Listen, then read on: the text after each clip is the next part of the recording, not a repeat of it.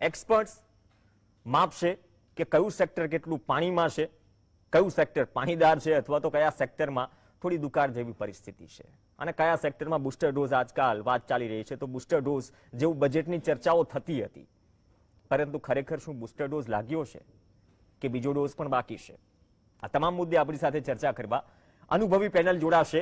અને દિવસના અંતે જ્યારે પૂરો નિચોડ નીકળે અંદાજપત્રનો, તો તમને પણ સાદી અને સરળ ભાષામાં એ વાત પહોંચાડવાનો પ્રયત્ન થશે કે આ બજેટમાં ખરેખર નીકળે છે શું, અંદાજ શું લગાવાયો છે, ક્યાંથી શું આવશે. શૈલેષ પટવારી આપણી સાથે છે, સ્ટુડિયોમાંથી જોડાશે. નયન પરીખ છે અર્થશાસ્ત્રી તરીકે, વધુ એક અર્થશાસ્ત્રી આપણી સાથે જોડાશે. ટૂંક સમયમાં પદ્મશ્રી બકુલભાઈ ધોળકિયા પણ જોડાશે. આપ સૌનું સ્વાગત છે. બજેટ હોવાની વાત બકુલ સાહેબ ધોળકિયા કરે છે. નયન પરીખ સાહેબ, જે રીતે વાત કરીને કે ઘણી સ્કીમો એમ્બિશિયસ હોય તો થોડા 10-15 વર્ષ લાગી જાય, જેમ કે અટલ ટનલ, અટલજીના સરકારમાંથી આ પ્રોજેક્ટ પાસ થયો, યુપીએની સરકારમાં બનવાનો શરૂ થયો અને મોદી સરકારે રિબિન કાપી. એટલે આ બધી વસ્તુઓ થતી કરે, વિકાસ અવિરત પ્રક્રિયા છે. પણ ગ્રોથ ઓરિએન્ટેડ બજેટની વાત કરી તો ગ્રોથ ઓરિએન્ટેડ બજેટમાં લોંગ ટર્મ ગોલ મૂક્યા છે આપણે. સામે જે વર્તમાન જે ચેલેન્જીસ છે, મતલબ બાકી બધી માઇક્રો સેક્ટરને ઊભી કરવાની વાત છે, થોડી રોજગારીનો પ્રશ્ન છે, જે લાખનો આંકડો અપાયો છે, જે દરેક બજેટમાં અપાય છે, મેક ઇન ઇન્ડિયા, આત્મનિર્ભર, આ તમામ વસ્તુનું કોકટેલ અપાયું છે, ક્રિપ્ટો સાથે સાથે ઇન્ક્લુડિંગ. તો એ લોંગ ટર્મ ગોલ સાથે સાથે જે બેરોજગારીનો પ્રશ્ન છે એ કેટલો ટચ થતો દેખાય છે આ બજેટથી, મતલબ આ રોડમેપમાં એ કેટલો કવર થતો દેખાય છે? પ્રશ્ન હેન્ડલ કરવાનો જ મારા ખ્યાલથી એ બે રીતે કરવો જોઈએ. એક તો એ કે શોર્ટ ટર્મમાં શું કરીશું, એકદમ આપણે ગમે એટલા જોબ વધારવાની વાત કરીશું પણ તરત આવતા મહિનાથી વધવાના નથી. જ્યાં સુધી એ ના વધે ત્યાં સુધી આપણે મનરેગા, અને આપણને હતું કે એ જે રૂરલ એરિયાઝમાં અનએમ્પ્લોય માટેની આપણી ગેરંટી સ્કીમ છે એ જ ઉપરથી અર્બન એરિયાઝમાં પણ આપણે કરવાની જરૂર છે. અને આ ફિલિંગ્સ વચ્ચે એટલીસ્ટ મને હતું કે મનરેગાનું એલોકેશન કદાચ વધારશે પણ ઘટાડશે નહીં. પણ આ બજેટમાં મનરેગાની જો એલોકેશન જોઈએ તો લગભગ ગયા વર્ષથી 25% ઘટાડ્યું, જે હું માનું છું કે બેરોજગારીને હેન્ડલ કરવા માટેના શોર્ટ ટર્મ સોલ્યુશનમાં નથી આવતું. અને લોંગ ટર્મ સોલ્યુશનમાં હું માનું છું કે માઇક્રો અને MSME sector major role play કરે છે આપણે ત્યાં, અને ઇન્ફોર્મલ ઇકોનોમી. એ ઇકોનોમીને જ્યાં સુધી આપણે પૈસાનું બળ નહીં પૂરું પાડીએ ત્યાં સુધી એ લોકોને આ પરિસ્થિતિમાં તકલીફ પડવાની છે. એટલે જેમ બકુલભાઈએ કહ્યું એમ જીડીપી ગ્રોથ છે અને આપણે સમજવાનું છે, પણ આપણે ત્યાં અનઇવન જીડીપી ગ્રોથ છે એ પણ સમજવાની જરૂર છે. એટલે આપણે આપણા બિલિયનર્સની સંખ્યા જો 100 થી 142 કરી એક વર્ષમાં, અને આપણા યુનિકોર્ન્સ બહુ જ બનાવ્યા, એટલે એવા યુનિટ અને એવા સ્ટાર્ટઅપ કે જેનું વેલ્યુએશન આજે 7-8 હજાર કરોડ રૂપિયાથી પણ વધારે છે, અને એવા બિલિયનર્સ કે જેની સંપત્તિ પોતાની બધાની બિલિયન ઉપર છે, એટલે 8,000 કરોડ રૂપિયા ઉપરની પર્સનલ સંપત્તિ છે. અને સામે સામે એ અનઇવન જીડીપી ગ્રોથના પ્રતાપે આપણે ત્યાં 50% એ પણ પોપ્યુલેશન છે જે 4-5 હજાર રૂપિયા પર મંથના આવકથી ચલાવે છે.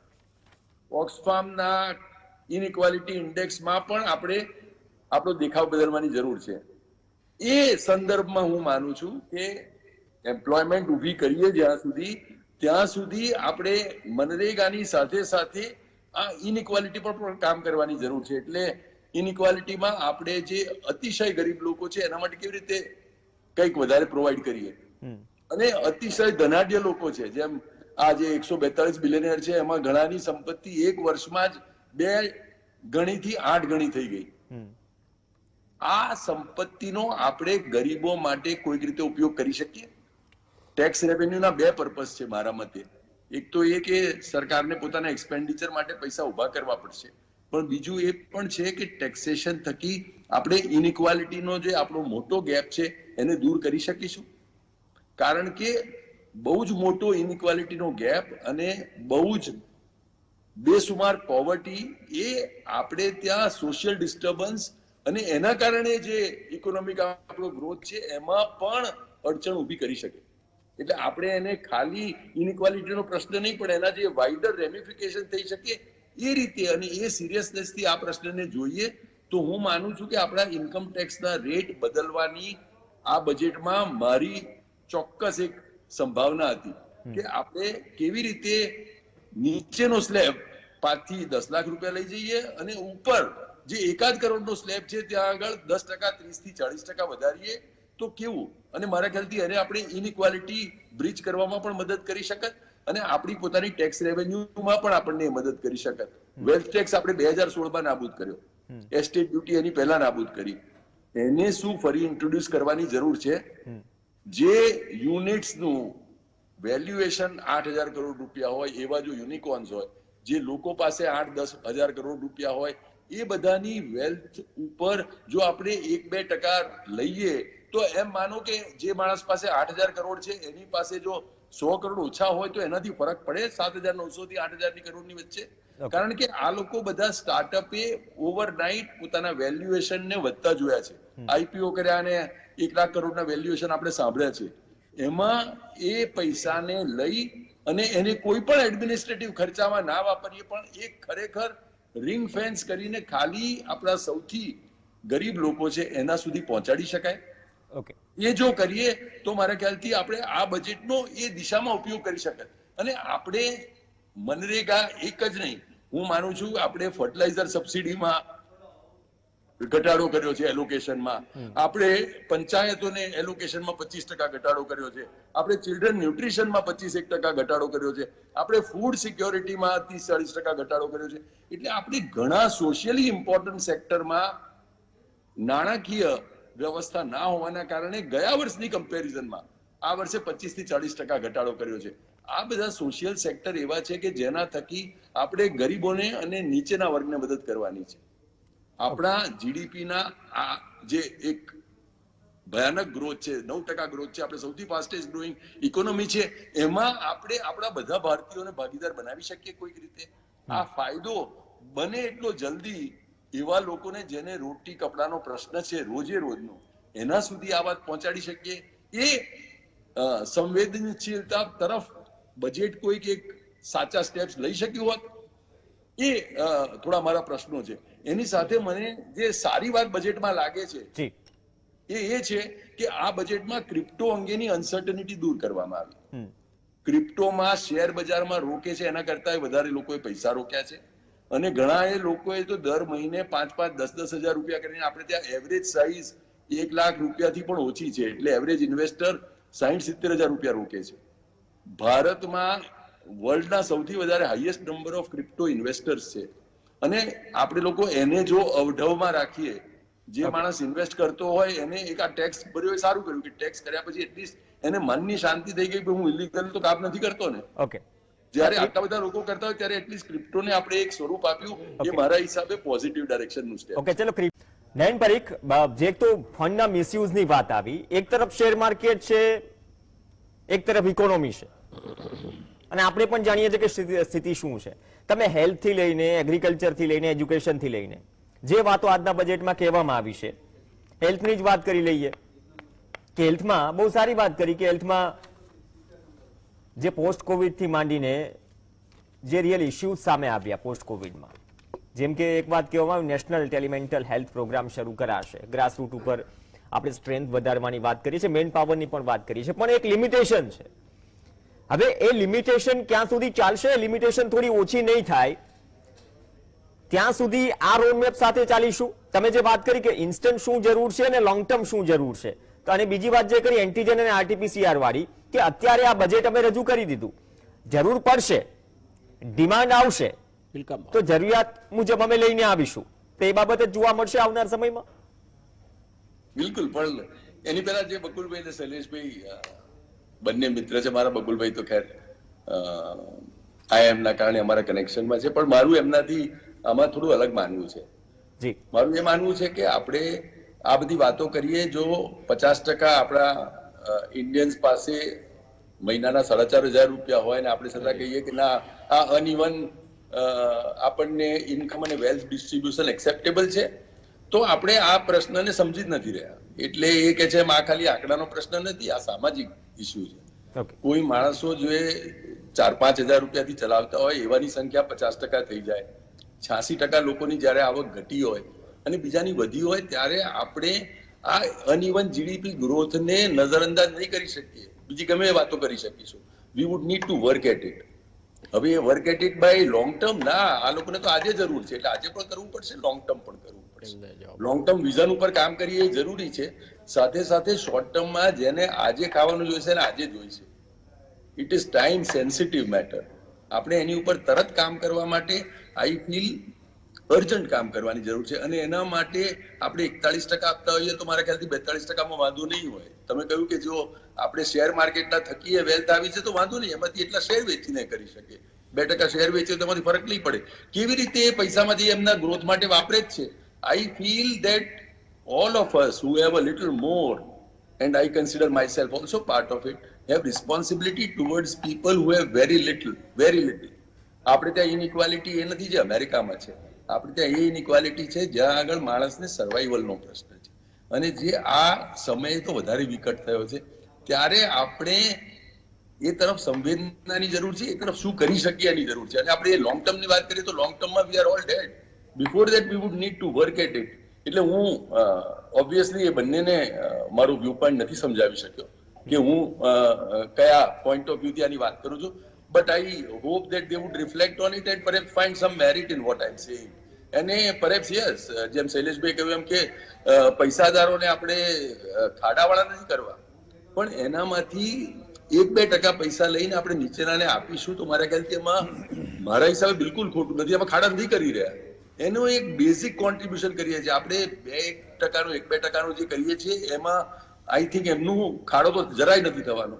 બીજું બકુલભાઈએ જે વાત કરી કે વેલ્થ ટેક્સ અને એસ્ટેટ ડ્યુટી જો ના ચાલી હોય તો we would need to work at it. કેમ નથી ચાલી? એમાં જે પણ પ્રશ્ન હશે એને સોલ્વ કરવા પડશે. એનું અપ્રોચ ઇન્કમ ઇનઇક્વાલિટી ઘટાડવામાં જે છે એ તો સ્ટ્રેટ છે, એમાં કોઈ સિમ્પલ છે, એમાં કોઈ વધારે ગણિતની જરૂર નથી. કેમ ના ચાલ્યો એની કામ કરવાની જરૂર છે. એમણે જેમ કહ્યું કે ભાઈ અમુકમાં આપણે ફાળવીએ છીએ પૈસા અને નથી આવતા તો ફાળવો નહીં, પણ એટલીસ્ટ અહીંયા તો પ્રોવિઝન રાખો. પછી તમારે ક્યારે કેટલા આપવા, તમારે બજેટરી એલોકેશન લેટર ઓન માંગવું કે અત્યારે એમને જેમ જેમ વપરાય એમ આપવા. તમે નક્કી કરો કે આ ક્વાર્ટરમાં પૈસા છે પછી આપીશું. એલોકેશનમાં આપણે જો આ સમયે ફર્ટિલાઇઝર સબસિડીમાં, આપણે આ સમયે ચિલ્ડ્રન ન્યુટ્રિશનમાં, આપણે આ સમયે પંચાયતમાં, આપણે આ સમયે મનરેગામાં અને સોશિયલ સેક્ટરમાં જો ઘટાડીશું તો આપણને બધાને વ્યાજબી લાગે છે. લાગતું હોય તો કોઈ વાંધો જ નથી. આપણને લાગે કે આપણે આને થોડા પાછળ મૂકીને પણ આપણો વિકાસ જે છે એ બધાના સુધી પહોંચાડી શકીશું તો એ ચોક્કસ કરવું જોઈએ. પણ જે આપણે લોકો સાવ એવા લોકો છે કે જેને તકલીફ છે એને આપણે જો ટ્રિકલ ડાઉન મેથડથી બહુ જ વેઇટ કરાવીશું તો મારા ખ્યાલથી એમની વેઇટ લાંબી થઈ જશે. અને એના માટે કંઈક આપણે અલગ રીતે વિચારીએ અને એમાં બજેટ અને રાજ્યનો અને કેન્દ્રીય સરકારનો ત્રણેયનો મારા ખ્યાલથી એક અભિગમ હોય. અત્યારે તો અમારા ત્રણનો આ પેનલમાં પણ એક અભિગમ નથી થઈ શકતો, તો ત્યાં તો મારા ખ્યાલથી આપણી પાસે વધારે ચેલેન્જીસ હશે. પણ મારો ચોક્કસ આ પ્રમાણે માનવું છે કે આના જે પણ પ્રશ્નો હોય બધા પ્રશ્નો હોલ કરવા પડે, પણ આને તમે પ્રશ્નને બાજુ પર ના મૂકી શકો. ઓકે, જે રીતે વાત કરીએ કે આટલા બધા રિફોર્મ્સ થયા એ વાત અલગ છે કે કોનો સજેશન લેવાય કોના નહીં, તમારા લાંબા વિવાદ થયા, ઘણું બધું છે. ચલો હવે તો કૃષિ કાયદાઓ નથી, 3 કૃષિ કાયદાઓ નથી. 2006 થી આઈ થિંક એપીએમસી એક્ટ નથી બિહારમાં, પણ બિહારના ખેડૂતોની જરૂર પરિસ્થિતિ અલગ છે. નાની જમીન છે, ટૂંકી જમીન છે, નાના ખેડૂતો વધુ છે, છતાં પણ ત્યાંની હાલત પણ નથી સુધરી. એટલે આપણે પોલિસી પર હજુ સુધી નથી આવી શક્યા કોઈ બી સરકાર. એક પ્રયત્ન થયો પણ પ્રયત્નોમાં પણ વિવાદ થયો 1 વર્ષ સુધી જે કંઈ પણ ચાલ્યું, પણ એ પોલિસી અલ્ટિમેટલી એ પણ એક હવે એવું લાગે છે કે લોંગ ટર્મ એક વિઝન બની ગયું છે. કોઈ પણ જે પણ સરકાર આવે અથવા તો એ ડરે અથવા સાહસ કરે કે જે કંઈ પણ, જો આપણે કૃષિ પ્રધાન દેશ હોઈએ તો.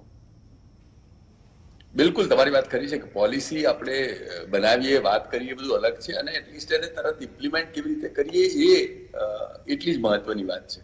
અને હું ગણું છું કે ફાર્મ લો હવે તો રિપીલ થઈ ગયા છે એટલે એના અંગે વાતચીત કરવાનો કોઈ પોઈન્ટ નથી, કારણ કે અત્યારે કંઈ રીઇન્ટ્રોડ્યુસ કરવાના નથી.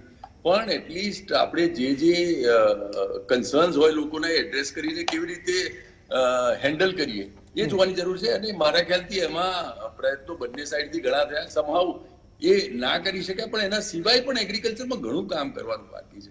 અને એ કામ જો સંનિષ્ઠાપૂર્વક થાય તો મારા ખ્યાલથી એનાથી સારા રિઝલ્ટ આવશે જ. એટલે હું એગ્રીકલ્ચરમાં જે આપણો પ્રોગ્રેસ છે, ઇવન એગ્રીકલ્ચર આ લો આયા એના ઘણા વખતથી છે, એના ફાયદા કેવી રીતે આપણા ફાર્મર સુધી પહોંચી શકે એ જરૂર છે. અને હું ગણું છું કે એમાં સરકાર સિવાય હું માનું છું કે કોઈ પણ આઈઆઈએમ અમદાવાદના કે કોઈ આપણા બ્રાઇટ એન્જિનિયર્સ કે કોઈ એક એવી ટેકનોલોજી થકી આનો ઉપાય કાઢશે કે જ્યાં ફાર્મર પાસેથી હું સીધો મારા જે પણ શાકભાજી ખરીદવા હોય, મારી જે પણ એગ્રીકલ્ચર રિક્વાયરમેન્ટ એ મારે અને એમની વચ્ચે એક સેતુ બનાવી દેશે.